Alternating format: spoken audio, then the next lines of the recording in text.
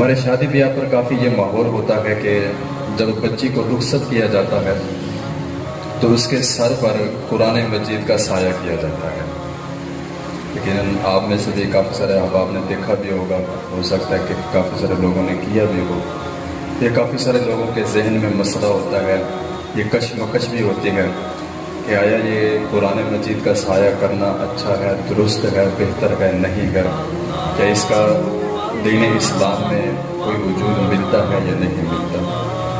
تو یہ بہت اہم مسئلہ ہے کہ رخصتی کے وقت لڑکی کے سر کے اوپر قرآن مجید کا سایہ کرنا، یہ دین اسلام میں اس کا کوئی وجود نہیں ملتا. کافی سارے احباب نے اس کو فرض کفایہ بنایا ہوگا، تو اس کا دین اسلام میں کوئی وجود نہیں. اگر ہم یہ سوچیں کہ ہم اپنی بچی کو قرآن مجید کے سایہ میں اپنے گھر سے ودا کریں گے تو اس کی آگے والی زندگی اچھی گزرے گی، تو برکت تو ہے قرآن مجید کی، نہ میں انکار کرتا ہوں نہ آپ انکار کر سکتے ہیں اس چیز سے.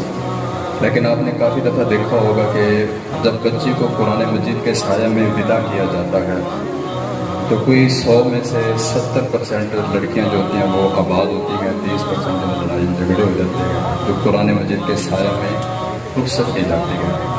تو پھر یہ ہمارے ذہن میں تصور آئے گا کہ آیا کہ قرآن مجید کا سایہ سر پہ تھا پھر بھی بچی کا گھر نہیں بسا، تو پھر کافی سارے احباب قرآن مجید کو دوست دے رہے ہوتے ہیں.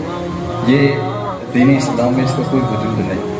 ادھر آپ بچی کو قرآن مجید کے سائے میں گھر سے رخصت کر رہے ہوتے ہیں، غصہ نہیں کرنا میری بات پر. ادھر ماں اپنی بچی کو تربیت کر رہی ہوتی ہے، کانوں کان کہتی ہے کہ بیٹا اپنے گھر جب جانا ہے نا تو اپنے شوہر کو دبا کے رکھنا ہے، اپنی ساس کو دبا کے رکھنا ہے. مجھے دیکھا ہے کہ میں نے تیرے باپ کو بھی دبا کے رکھا ہے، تیری دادی کو بھی اور تیری پھوپھیوں کو بھی، تو نے بھی ایسے کرنا ہے.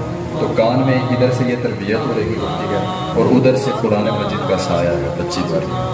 اب سایہ قرآن مجید کا کرنا ہم یہ سمجھتے ہیں کہ بچی کا گھر بسے گا، اور تربیت جو گھر سے ہوئی ہے وہ یہ ہوئی ہے کہ شوہر کو بھی دبا کے رکھنا گیا، ساس کو بھی دبا کے رکھنا گیا، اور اپنی جتنی بھی نندیں ہوں گی ان کو بھی تمہیں دبا کے رکھنا گیا.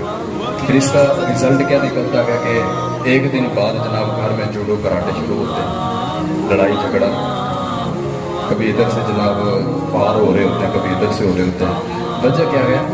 وجہ یہ ہے کہ جس طرح ہم نے یہ ماحول بنایا کہ ہم اپنی بچی کو قرآن مجید کے سایہ میں ودا کرتے ہیں، تو ماحول یہ ہونا چاہیے کہ بچی کو ودا کرنے سے پہلے اس کی تربیت کرنی چاہیے.